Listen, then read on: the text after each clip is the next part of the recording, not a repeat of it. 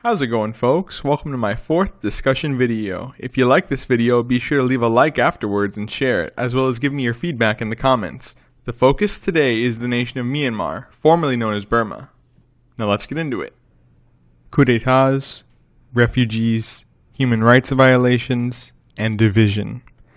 Today, the nation of Myanmar is infamous for its rampant political instability, which stems from a history of weak governments and military rule, as well as the genocide being perpetrated by the government against the Rohingya ethnic minority.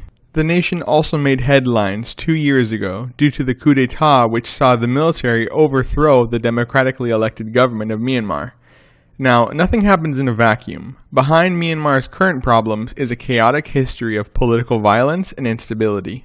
After centuries as an independent empire, the golden era of the imperial state of Myanmar came to an end with the arrival of the British Empire in 1824. Imperial Myanmar and Britain fought 3 territorial wars. In the first 2, Imperial Myanmar lost territory to Britain. However, at the end of the Third War came the complete annexation of Myanmar by the British Empire in 1886. British rule in Myanmar was deeply unpopular with the native peoples, who consistently wished for independence from Britain. Their opportunity arose with the outbreak of the Second World War. The Empire of Japan, eager to sway more Asian nations to their cause, supported independence movements within Myanmar, and the nation became a battleground, split between Britain and Japan. Many Myanmar people fought alongside the Japanese for the independence of Myanmar. Among these independence fighters was a charismatic soldier named Aung San. A lifelong anti-imperialist, Aung San was born into a middle-class family on February 13, 1915. Receiving a traditional Buddhist education, Aung San was characterized as a quiet child. However, in his young adulthood, Aung San entered Yangon University and quickly became a student leader, joining the All-Burma Student Union and becoming deeply nationalistic. By the time Aung San graduated from Yangon University, he had given up all hopes of pursuing a normal career and instead became a revolutionary dedicated to the cause of Myanmar's independence. As a revolutionary, Aung San pursued independence by organizing nationwide strikes, organizing mass anti-taxation campaigns, and eventually beginning a guerrilla insurgency against Britain, all of which got him arrested by the British colonial authorities numerous times, and eventually earned him a bounty on his head. Aung San was famous within the independence movement for his discipline, work ethic, and organizational skills. With the outbreak of the Second World War in 1939, Aung San and his fellow revolutionaries capitalized on the opportunity to pursue Myanmar's independence. Aung San journeyed to the Republic of China in 1939 to seek Chinese support for the independence movement in Myanmar. However, in China, he was intercepted by Japanese agents, who convinced him to instead seek Japanese support for the Myanmar independence movement. Aung San then journeyed to Tokyo, where he spent most of 1940 learning Japanese and studying political philosophy. In 1941, Japanese agents smuggled Aung San back into Myanmar to spread his ideology to others. Aung San quickly reconnected with 29 of his old revolutionary friends and convinced them to leave with him to receive military and political training by the Japanese. Aung San and these 29 friends would later be known in Myanmar as the 30 Comrades, Myanmar's founding fathers. After completing their special training, in 1941, the 30 Comrades were able to raise an army of 3,500 Myanmar volunteers to fight alongside Japan and free Myanmar from British rule. In March 1942, the capital of Myanmar, Yangon, fell to the Japanese and Myanmar forces. By 1943, Myanmar's independence was officially proclaimed, and one of the 30 Comrades, Ba Ma, was chosen by the Japanese to lead the country, while Aung San commanded the armed forces. However, for the rest of the Second World War, Aung San's alliance with the Japanese began to falter, as he doubted their ability to win the war. In August 1944, Aung San secretly started an anti-Japanese movement called the Anti-Fascist People's Freedom League, or AFPFL for short, and prepared to fight the Japanese. Following this, Aung San also secretly managed to create an anti-Japanese united front between the army, the communists, and his own revolutionary faction. On March 27, 1945, Aung San's AFPFL forces began their fight against the Japanese Empire. After the end of the Second World War, the British drove the Japanese out of Myanmar and regained control of the nation, disarming and disbanding Aung San's forces. Aung San entered negotiations with the British soon after, and journeyed to London in January 1947, where he met with British Prime Minister Clement Attlee and hammered out the fine details of an independence agreement for Myanmar. The agreement stipulated that in April 1947, Myanmar was to hold elections and afterwards would achieve independence, hold a constitutional assembly, gain control of its own military, and join the United Nations. However, two of the attending delegates refused to support the agreement, although it was ratified by a majority anyway and passed. One of the rogue delegates was U Sa, a fellow revolutionary who believed that he should have been granted the role of Myanmar's future leader. U Sa's disdain for Aung San was also shared by some sections of the British colonial government in Myanmar and would lead to disaster further down the road. Soon after the ratification of the independence agreement, Aung San held a summit with the leaders of Myanmar's various ethnicities, who all agreed to support Aung San's new government in exchange for full autonomy and the right to secede in 10 years' time if they were unsatisfied with his rule. As promised, in April 1947, a general election was held in Myanmar, and Aung San's political party, the Anti-Fascist People's Freedom League, won 176 out of 210 seats in Myanmar's Constituent Assembly. Despite boycotts by some groups, the election was certified as free and fair by outside observers. After his landslide victory in the election, Aung San set about creating a cabinet for his government, which he would head as Prime Minister. Diligent as ever, Aung San made sure to include members of the various ethnicities of Myanmar in his cabinet. Independence had been won and peace achieved. Aung San had successfully unified the country under his charismatic, strong, and wise leadership, all at just 32 years old. This is when perhaps one of the greatest tragedies to ever befall Myanmar occurred. At 10:30 in the morning on July 19, 1947, an army jeep containing unknown men in military gear drove into the courtyard of the Secretariat, which was the Prime Minister of Myanmar's office. 4 armed men rushed into the building, killed the guard at the door, and burst into the council chamber where Aung San was meeting with his cabinet. The armed men opened fire in the council chamber, killing Aung San and 7 members of his cabinet, which had included the brightest leaders of the era, including ethnic leaders and intellectuals, all killed in an act of senseless violence. That same day, U Sa, who so envied Aung San, was arrested for coordinating the murders and later executed for them. The gunmen themselves were never apprehended. Just 6 months before Myanmar's independence and the realization of his lifelong dream, Aung San was murdered in cold blood. After his death, one of his few surviving allies, U Nu, became the first Prime Minister of Myanmar. While U Nu tried to realize Aung San's dream for Myanmar, he lacked his ability to organize an effective coalition. Because of this, his government was weak and ineffective due to numerous rebellions and a Chinese nationalist insurgency in the north of the country. Eventually, U Nu was overthrown by Ne Win, a power-hungry general, in 1962. Ne Win went on to become the totalitarian dictator of Myanmar, and his rule was marked by a media blackout, massive instability, human rights abuses, and massacres committed by Myanmar's armed forces. In 1988, the people of Myanmar had had enough of Ne Win's rule and staged a mass protest calling for democracy in Myanmar.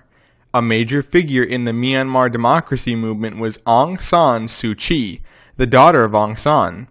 While the movement succeeded in Ne Win's removal from office, he was only replaced by direct military rule. The military went on to crush the protests and rule the country under another dictatorship even more oppressive than Ne Win's until the 2010s, when military rule was ended and free elections held.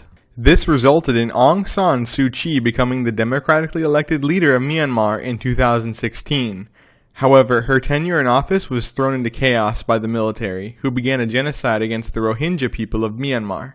Aung San Suu Kyi's refusal to act on the matter undermined her legitimacy severely. On February 1, 2021, Aung San Suu Kyi's government was formally overthrown by the military, who ended democracy in Myanmar. The Myanmar people went into the streets of the nation to protest the return of military rule, and the military responded by murdering 2,500 protesters and imprisoning 1,300 more. With the resumption of military rule and various ethnic conflicts tearing the nation apart, the future looks bleaker than ever for Myanmar. But what if things had turned out differently? What if on that fateful summer day in 1947, Aung San, the father of modern Myanmar, had survived? Let's find out. Our point of divergence for this what if will be exceedingly simple, since Aung San had already gained power, amassed a coalition, and was enormously popular. We shall engineer his survival with the following scenario. In the weeks preceding Aung San's assassination, one of U Sa's subordinates or fellow plotters contemplates how damaging their actions would be, and informs Aung San and his allies of the plot. Now knowing the plan in advance, Aung San and his cabinet are taken to a secure location on July 18th, all while publicly maintaining that they will be meeting at the Secretariat on the 19th. Before dawn on July 19th, soldiers loyal to Aung San lay down tire spikes at the driveway of the Secretariat, while leaving the gate open so as to not arouse suspicion. Just like in our timeline, at 10:30 the gunmen arrive to murder Aung San and his cabinet, but quickly, their determination turns to terror as the jeep tires deflate upon driving through the gate of the Secretariat. Just then, military vehicles come flying down the street to corner the men, while soldiers emerge from the Secretariat. The would-be assassins are revealed to be two low-ranking rogue British officers and two of U Sa's men. A firefight breaks out in front of the government building, with 3 of the gunmen dying at the hands of Aung San's forces. However, the sole surviving gunman, one of U Sa's men, surrenders and is taken into custody. Once in prison, the gunman reveals the details of the plot in order to get a life sentence instead of the death penalty. According to the young man, U Sa, hateful and envious of Aung San, had conspired with lower-ranking rogue British officers and his own subordinates to kill Aung San and his cabinet. U Sa is immediately taken into custody and tortured for information, as Aung San and his cabinet emerge from hiding, shaken, paranoid, and dismayed, but alive and well. In the months following the assassination attempt, investigators uncover and arrest 5 more individuals, both within the independence movement and British colonial government, who are connected with the plot to murder Aung San. Aung San and his cabinet all obtain additional security as paranoia throughout the capital of Yangon reaches a fever pitch following news of the attempted assassination on the nation's beloved leader. On January 4th, 1948, Myanmar gains independence from Great Britain, with Aung San and his cabinet in attendance as the Union Jack is lowered and the Myanmar flag is raised over Yangon. Aung San, with his AF-PFL party winning a supermajority in the Constituent Assembly, begins to mold the nation according to his vision. On January 25th, 1948, Aung San launches an investigation into renegade factions within the military, and soldiers and officers found to be potential threats to the nation are sacked or discharged. After this purge of the military, they are fully loyal to Aung San and subservient to the will of the government. As Aung San's strong leadership keeps ethnic tensions in check, Myanmar is completely stable going into the 1950s. On January 1st, 1950, Aung San announces to the nation the beginning of the Pitota Plan, which is a 10-year economic plan to be headed by the Ministry of Industry. The Pitota Plan calls for an industrialized welfare state to be established within Myanmar by 1960. Funded by taxes on a diverse set of goods, the Pitota Plan begins as a moderate success. However, using his personal charisma and good working relationship with British Prime Minister Clement Attlee, Aung San also encourages British enterprise to remain in Myanmar, albeit subject to the nation's laws and supervised to ensure the Myanmar people are not exploited as they were in the colonial era. Furthermore, Aung San's stable leadership actually convinces Clement Attlee to vouch for Myanmar as a stable nation in which to invest, which is facilitated by Minister of Trade Ba Win's numerous visits to New York and London, encouraging investment in the young but stable nation. Using loans from the UK, Aung San further expands the scope of the Pitota Plan, using the loans to create a prosperous and state-owned mining industry that booms in the later years. In 1950, after the end of the Chinese Civil War, Chinese nationalist remnants enter Myanmar's territory, but are quickly met with the full force of the nation and Aung San's wrath. Aung San launches a massive military campaign against the Chinese nationalist remnants, using his unified and competent military forces to decisively defeat the nationalists in several engagements. After these Myanmar victories, Aung San summons the Republic of China's ambassadors, arranges for the repatriation of the remaining soldiers to Taiwan, and promptly breaks off relations with the nationalist government, recognizing the Communist government of China in retaliation for the incursion. 1951 sees Myanmar's mining industry come into its own as a major pillar of the economy. Following the Pitota Plan, revenues from the industry helped the nation to rapidly industrialize. Soon enough, impoverished rural areas see power lines and roads coming to their lands, and the quality of life of Myanmar citizens rises dramatically. Furthermore, infrastructure damaged during the Second World War quickly begins receiving repairs from formerly unemployed citizens being put back to work as part of the financial incentives of the Pitota Plan. With no ethnic tensions and a very stable government, in the 1952 national election, Aung San's AFPFL wins upwards of 80% of the vote, effectively making Myanmar a democratic one-party state. Under Aung San's leadership, Myanmar has achieved universal healthcare and education, one of the strongest economies in post-war Asia powered by agriculture and mining, a welfare system, and has even begun work on a nationwide highway system. In 1958, the option of a referendum for independence is offered by Aung San to Myanmar's various ethnic groups, but all of them resoundingly vote to remain part of the prosperous nation of Myanmar. By 1959, some Myanmar have even begun to call Aung San the Dear Leader, and Aung San becomes one of the few men in modern history to ever earn that title without coercion.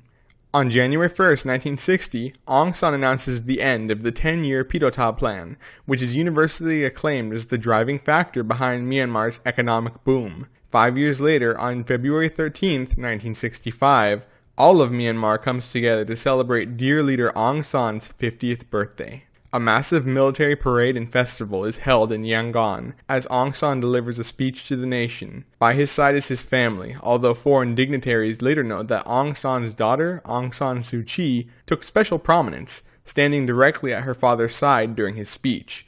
News outlets across Asia begin to predict that whenever Aung San does retire, his daughter may succeed him as the leader of the AFPFL, if not the whole nation of Myanmar. As he enters his 50s, Aung San frequently contemplates retirement and handing over power to the next generation of leaders.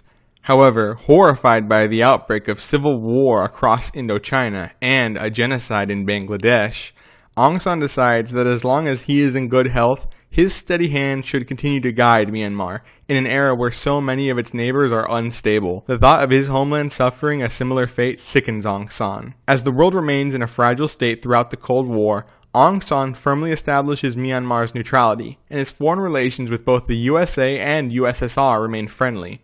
Furthermore, Aung San ensures Myanmar is an active participant in the non-aligned movement.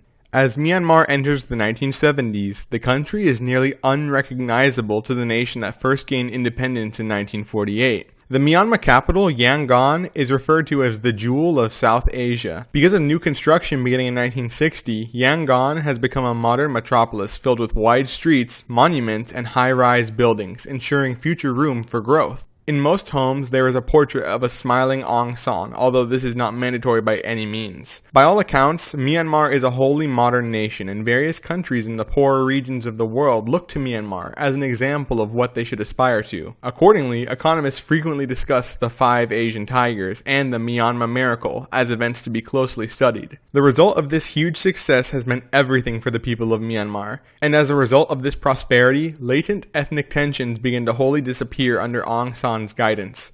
In 1978, Aung San's daughter, Aung San Suu Kyi, enters his government as a minister without portfolio and frequently sits in on her father's meetings, learning on how to lead from him. With the end of the Cold War in sight, on August 8, 1988, after 40 years of ruling, Prime Minister Aung San announces that he will be stepping down, both as the party leader of the AFPFL and as Prime Minister, effective January 1, 1989. A party election is called within the AFPFL, and Aung San Suu Kyi wins the party leadership election with 70% of the vote. On November 15, 1988, a general election is held, and while other parties manage to win a greater share of the electorate than ever before, Aung San Suu Kyi and the AFPFL still win a majority in the Constituent Assembly, with 65% of the vote. On January 1, 1989, hundreds of thousands of Myanmar citizens flock to Yangon to see their beloved leader off. Aung San delivers a speech profusely thanking his countrymen for all of their hard work throughout the years, and imploring them to never lose faith in their families, their nation, or their future.